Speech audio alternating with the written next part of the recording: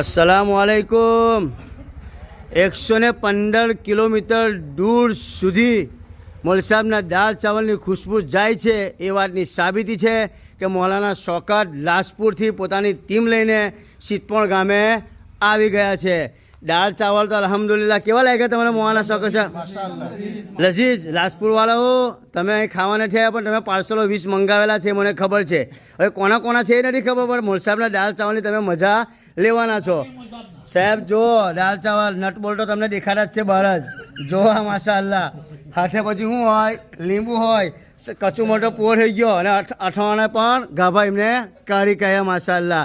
લાજપુરથી special મૌલવી સાહેબના દાળ ચાવલ ખાવા માટે આ ટીમ આવી ગઈ છે। તમે જોઈ શકો છો ચોમાસું આવ્યું એટલે તમને સુગંધ આવવાની છે। નવસારીને આગળ વાપી હોજીને જશે એટલે તમારે મૌલવી સાહેબના દાળ ચાવલ ખાવા હોય તો અમની જેમ 10 વાગે ટાઈમ પર પહોંચો।